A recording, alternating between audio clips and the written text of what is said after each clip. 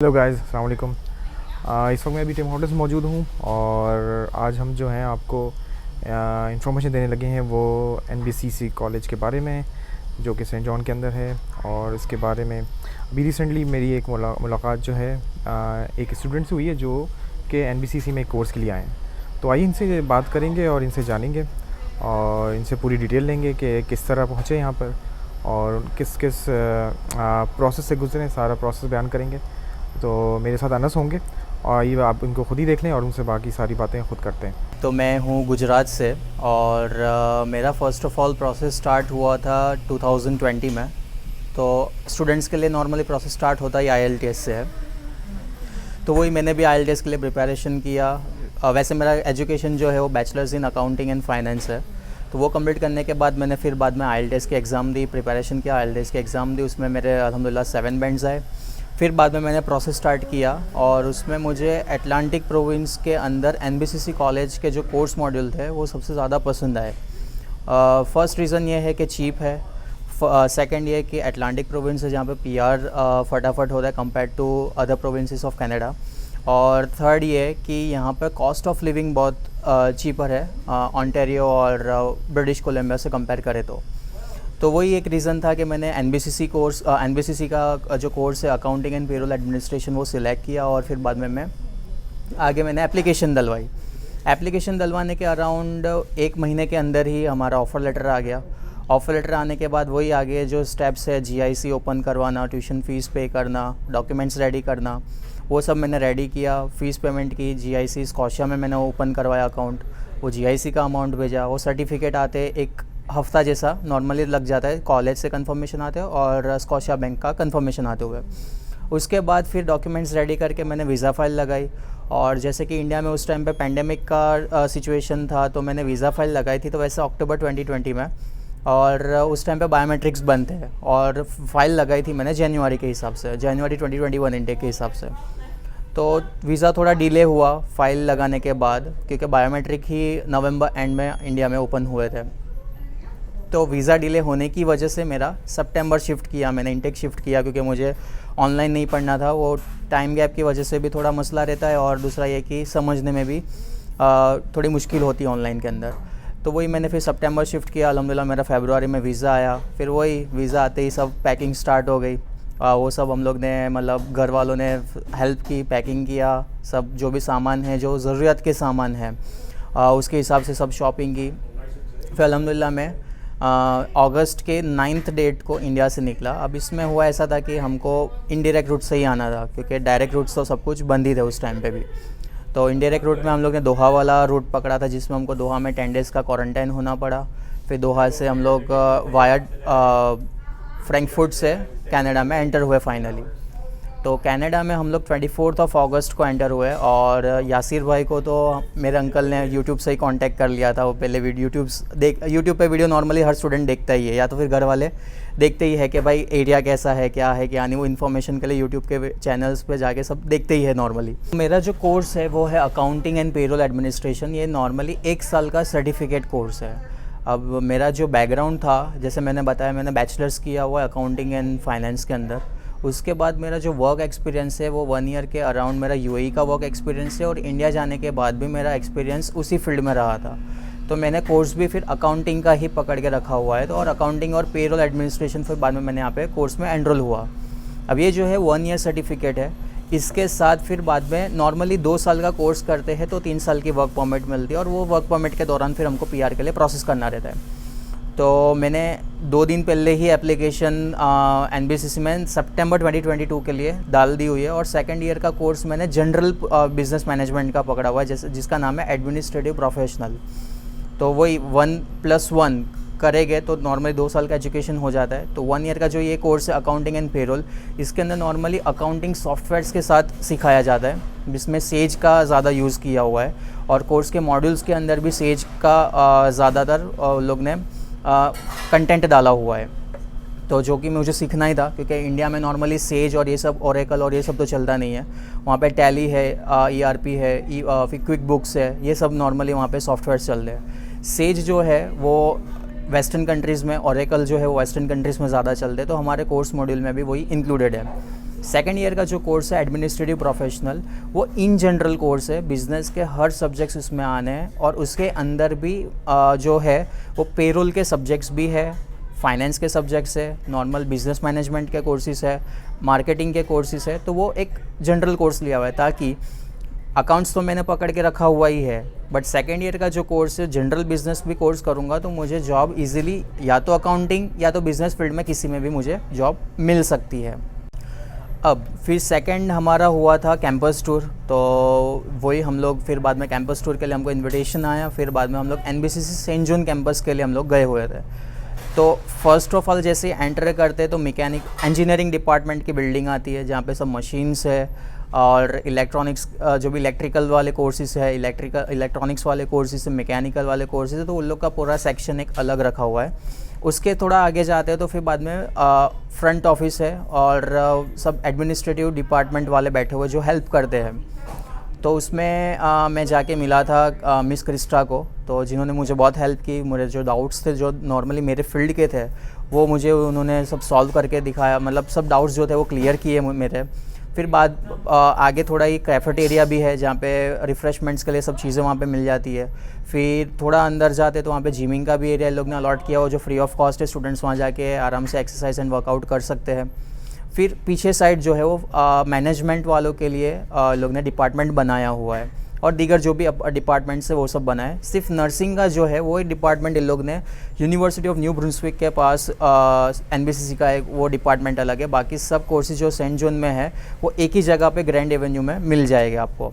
तो campus tour के अंदर जैसे कि वहाँ पर स्टूडेंट सर्विस सेंटर भी है जहाँ पे आपको बस पासिस है, कोर्स की लिस्ट है, सब्जेक्ट के कौन से पूरे साल में पढ़ने हैं सब्जेक्ट्स वो मिल जाएंगे, बुक्स भी इनफैक्ट वहाँ पे मिल जाएगी। दूसरा वहाँ पे ग्रॉसरी शॉपिंग अगर करनी है तो वो भी एक फैसिलिटी उन लोग ने प्रोवाइड की हुई है। फिर हुडीज़ जो है, गर्म कपड़े जो है वो भी वहाँ पर मिलते हैं, तो वो भी वहाँ से स्टूडेंट शॉप कर सकते बाय कर सकते हैं, सॉरी। तो बहुत सब फैसिलिटीज़ देखने मिली। अभी तो एक छोटा सा हम लोग को टूर कराया जिसमें मतलब इन्फॉर्मेशन मिली। अब जैसे मैं स्टडी एनरोल करूँगा, स्टार्ट करूँगा मेरे, तो मुझे और थोड़ा पता चलेगा कि और क्या क्या फैसिलिटी वो लोग प्रोवाइड कर रहे हैं। सबसे पहले जो डिफ़िकल्ट टास्क होता है और चैलेंजिंग टास्क होता है वो है अकोमोडेशन ढूंढना। नॉर्मली एक साइट है KGG, वो है, वहाँ से एक अकोमोडेशन ढूंढ सकते हैं। दूसरा है फेसबुक मार्केट प्लेस। बट जैसे हम लोग मेरे साथ दूसरे 4 लोग आए हुए तो हम लोग सब लगे पड़े थे इंडिया से ही कि भाई हमको कुछ अकोमोडेशन मिल जाए अच्छा। तो बहुत सर्च किया, तकरीबन 1 महीना जैसा निकल गया। बट यहाँ पे जो भी क्राइटेरिया है वो बोल रहे हैं कि इन पर्सन अगर हो गए यहाँ पर तो ही हम अकोमोडेशन अलॉट कर सकते हैं, ऐसे ही डायरेक्ट अलॉट नहीं कर सकते इन शॉर्ट। तो फिर बाद में दूसरा ऑप्शन ये था या तो हम एयरबीएनबी पे रुक जाए या तो होटल में रुक के फिर बाद में हम लोग यहाँ पे इन पर्सन जाके लैंडलॉर्ड से है या फिर जो भी है यहाँ पे कंस्ट्रक्शन साइट्स जो है, किल्लम है, ऐसे बहुत सब दीगर दूसरे कंस्ट्रक्शन फील्ड साइट्स है यहाँ पे जो है यहाँ पे लोग के सब बहुत सब अपार्टमेंट्स हैं। तो वहाँ पे हम लोग ने फिर सोचा था कि होटल में रुक के फिर बाद में लोग से मिलेंगे और फिर बाद में अकोमोडेशन फ़ाइनल करेंगे। बट लकीली हमारे 1-2 फ्रेंड जो थे जो हमारी कंसल्टेंसी से इंडिया से आए हुए थे, तो उसमें से एक जो मेरा क्लोज़ फ्रेंड बना फिर बाद में यहाँ पर आके, तो उसका नाम है वृषभ। उसने फिर बाद में जो प्रीवियसली जो वो घर में रहता था यहीं पर अपटाउन में, तो अपटाउन में उसने वो लैंडलॉर्ड से जाके बात की, खुद ही उसने डिपॉजिट पे कर दिया और फिर बाद में हमारा लकीली फ़ाइनल हो गया। नॉर्मली तो स्टूडेंट्स को तकलीफ़ होती है, ऐसे मैं दूसरे स्टूडेंट्स से भी मिला जो होटल का रेंट दे रहे हर दिन का आई थिंक $90 to $100 वो लोग पे कर रहे हैं और फिर बाद में उनको यहाँ पे आके फिर दूसरे जगह वो लोग अकोमोडेशन ढूंढ रहे हैं। हमको तो इंडिया से ही अकोमोडेशन मिल गया था, तो हमको जो अकोमोडेशन मिला 5 पर्सन के बीच में $1,300 हमको मिला हुआ है। तो यूजुअली पर हेड अराउंड $250-260 आ रहा है और उसमें 2 बेडरूम है, हॉल है, किचन है, फुल्ली फर्निश्ड है और प्लस सब कुछ इंक्लूडेड है इसके अंदर, कुछ भी यूटिलिटीज़ अलग से हमको पे नहीं करना है। 1300 के अंदर सब इंक्लूसिव है। और इनफैक्ट जब हम लोग आए तो फर्नीचर तो दीगर है ही, लैंडलॉर्ड का बहुत सब सामान भी अंदर था जिसने वो बोला कि सब यूटेंसिल्स हम लोग यूज़ कर सकते हैं, तो एक वो अच्छी फैसिलिटी हमको लकीली मिल गई। और दूसरा जो है जैसे कि अपटाउन यहाँ पर नॉर्मली मैंने सुना है कि अपटाउन हैपनिंग प्लेस है, डाउनटाउन जैसे होता है वैसे यहाँ पे अपटाउन है। तो अपटाउन में जैसे आप निकल दो तो वहाँ पे सब चीज़ें, सब फैसिलिटीज़ मिल जाती है, कन्वीनियंस स्टोर मिल जाते हैं, टीम हॉर्टन्स है, जो भी फूड आउटलेट्स है वो सब आपको मिल जाते हैं, पार्क्स मिल जाते हैं, और जैसे कि हमारे रूम से हमारे जो रेसिडेंस जो है वहाँ से सिर्फ 7 मिनट्स की वॉक है और बस स्टॉप आ जाता है। और वहाँ पर भी जाना हो वो नॉर्मली 5-6 मिनट की गैप के अंदर सब बस आती ही रहती है वहाँ पे। तो ये सब फैसिलिटीज़ मिलती है अप टाउन में रहने की। मेजर जो है मैं 3 टिप्स देना चाहूँगा। फ़र्स्ट ऑफ़ ऑल, चाहे स्टूडेंट न्यू ब्रुंसविक आ रहा हो या कनाडा में कहीं पे भी जा रहा हो, फ़र्स्ट ऑफ़ ऑल खुद का होमवर्क करे। यूट्यूब्स पर जाके आसपास के स्ट्रीट व्यूज़ देखें या फिर वीडियोस देखें कि जिसमें पता चले कि वो सिटी की क्वालिटी क्या है। हर सिटी की कुछ ना कुछ स्पेशलाइजेशन और क्वालिटी होती है, तो वो चेक करें ताकि क्या यहाँ पर आके एकदम से रियलिटी चेक ना मिले कि सब कुछ नया फ़र्स्ट टाइम देख रहे हैं। आने के बाद सिर्फ यही होगा कि हाँ इसको स्क्रीन पर देखा था, अब इसको लाइव देख रहे हैं। फ़र्स्ट तो ये कि खुद से पूरा मुआयना ले कि भाई जगह जहाँ पर जा रहे हैं वो कैसी है। सेकंड ये कि जो लोकल कम्युनिटी है यहाँ पे उनसे थोड़ा सोशलाइज हो जाए। जैसे कि मैंने बताया कि मेरे अंकल ने यूट्यूब के वीडियोस देखे और फिर बाद में यासिर भाई से कांटेक्ट किया, तो बहुत बेनिफिट्स हुए और भी बहुत कॉन्टेक्ट्स बिल्डअप हुए, क्योंकि यहाँ पे क्या रेफरेंसेस बहुत काम आते हैं। कॉन्टेक्ट्स बिल्ड हो गए तो ही रेफरेंस डेफिनेटली बिल्ड हो गया। तो सोशलाइज करें, इंडिया से ट्राई करें कि सोशलाइज करें। दूसरा, जैसे कि जो जहाँ पर रुकने वाले लैंडलॉर्ड से थोड़ा अच्छा रिलेशन बिल्ड करके रखें। जैसे कि अगर मैं मेरी बात करूँ तो हम लोग जो जगह पर रुकने वाले थे तो हम लोग ने इंडिया से ही तकरीबन 15-20 दिन पहले ही चैट में बात करना स्टार्ट कर दिया था। तो लैंडलॉर्ड इतना इम्प्रेस हो गया बातों से कि उसने इनफैक्ट हम जब सेंट जॉन लैंड हुए उस दिन वो उसका खुद का ट्रक लेके आया और उसके अंदर उसने हमारा लगेज सब डाल दिया। और दूसरा ये कि दूसरे सब काम में भी वो बहुत काम आया हमारे। जैसे कि लगेज नहीं आ रहा था, एक बंदा है उसका लगेज नहीं आ रहा था, तो 3 बार वो एयरपोर्ट लेके गया और लेके आया, वो भी सामने से मतलब फ़िक्र कर दे यहाँ पे। तो जितना तुम लोकल कम्युनिटी यहाँ पे जो सेंट जॉन में, चाहे वो कैनेडियन हो या इंडियंस हो या पाकिस्तानी हो, उनसे कम्युनिकेशन करो, ट्राई करो कि उनसे आने से पहले एक रिलेशन बिल्ड हो जाए, ताकि यहाँ पे आने के बाद थोड़ा एक इमोशनल सपोर्ट रहे अपने को। और थर्ड ये कि यहाँ पे आने के बाद हर स्टूडेंट को 20 आवर्स पार्ट टाइम वर्क करने की परमिशन है हर वीक के अंदर।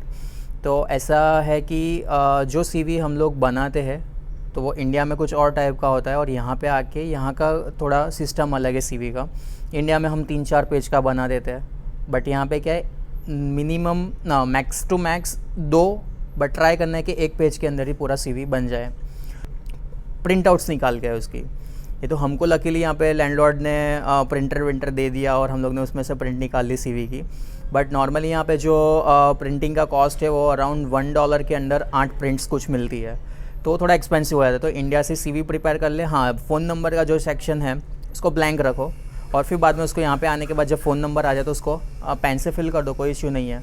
तो ये मैं 3 टिप्स देना चाहूँगा। जॉब कहाँ मिल जाती है? जॉब नॉर्मली जैसे कि यहाँ पे पॉपुलर जो है फूड चेन्स ही है, जैसे कि टीम हॉर्टन्स हो गया, मैकडोनल्ड्स हो गया, वेंडीज़ है, डोमिनोज़ है, पिज़्ज़ा हट है। तो ये फूड चेन्स तो पॉपुलर है इंटरनेशनल स्टूडेंट्स के लिए, वहाँ पे पार्ट टाइम जॉब्स मिलना भी ईजी है। फिर वॉलमार्ट्स है, फिर जो बड़े बड़े मॉल्स है उसके अंदर आराम से पार्ट टाइम जॉब्स मिल जाती है स्टूडेंट्स को। तो आपने अनस की बात सुनी और काफ़ी इन्फॉर्मेशन मेरे ख्याल इन्होंने दी आपको। और जो नए लोग आने वाले हैं या आना चाह रहे हैं, कोशिश कर रहे हैं, उनके लिए ये इन्फॉर्मेशन और ये वीडियो काफ़ी हेल्पफुल रहेगी। मैं बहुत शुक्रिया अदा करना चाहता हूँ अनस का, और इन्होंने इतनी ज़बरदस्त बातें शेयर की और अपना पूरा एक्सपीरियंस हमारे साथ शेयर किया।